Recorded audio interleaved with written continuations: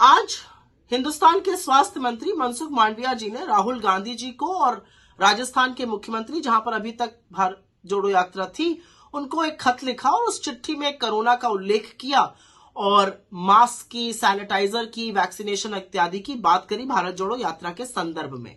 पते की बात यह है कि यह चिट्ठी मनसुख मांडविया जी ने उस पत्र पर आधारित करी है जो भाजपा के राजस्थान के सांसद पीपी चौधरी जी ने स्वास्थ्य मंत्री को लिखा था और कोरोना का और भारत जोड़ो यात्रा के संदर्भ में कुछ चिंताएं जाहिर करी थी। तो पहली बात तो चिट्ठी भी भाजपा के सांसद के आधार पर लिखी गई है और वो प्रेषित कर दी गई है आगे।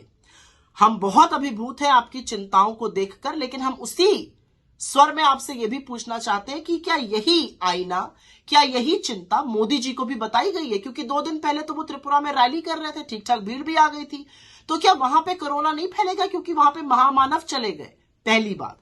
दूसरी बात, और मैं ये बड़ी जरूरी बात आपसे करना चाह रही हूं कि क्या हिंदुस्तान में कोरोना को लेकर कोई नए प्रोटोकॉल बनाए जा रहे हैं?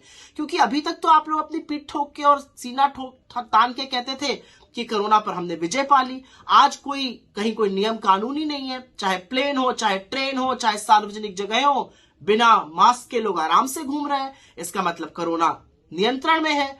और एक बहुत जरूरी बात यह भी कि क्या आपके मंत्रालय ने कोरोना के संदर्भ में कोई नए नियम और कानून बनाए हैं?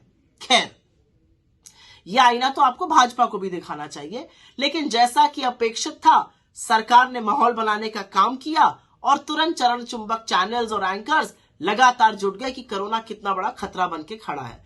तो मेरे 2-4 आपसे सवाल हैं। अगर कोरोना इतना बड़ा खतरा बन के खड़ा है और पार्लियामेंट सेशन में है, तो पार्लियामेंट में इस पे चर्चा होनी चाहिए। पार्लियामेंट का सत्र कैसे चलने दिया जा रहा है? कोई नए नियम, कानून, प्रोटोकॉल क्या अनाउंस होंगे? क्या मास्क फिर से अनिवार्य होगा? इसके बारे में अभी तक हम लोगों ने कुछ नहीं सुना है। और असलियत तो यह है कि जब कोरोना काल था, तब तो आप नमस्ते ट्रंप करा रहे थे और चुनी हुई सरकार मध्य प्रदेश में गिरा रहे थे। आप तब तो दीदी ओ दीदी कर रहे थे बंगाल में। आपने बंगाल में, असम में, उत्तर प्रदेश में चुनाव करवाए जब लाशें तैर रही थी और वहां से रामनामी खसोटी जा रही थी। अब आपको कोरोना की चिंता याद आ गई। ये कुछ नहीं है, ये भारत जोड़ो यात्रा को देखकर भारतीय जनता पार्टी की अंदर की जलन और द्वेष है। लेकिन आप कुछ भी कर लीजिए, कितनी भी बाधाएं लगाने का काम करिए, जो अपूर्व जन स्नेह और जन समर्थन हमें मिल रहा है उसके बारे में आप कुछ कर नहीं पाइएगा, ये याद रखिएगा। मैं सिर्फ इतना कहना चाहती हूं, संविधान की शपथ लेकर आप एक मंत्री बने हैं, भाजपा के इशारों पर नाचने वाली कठपुतली मात्र बन के मत रह जाइए।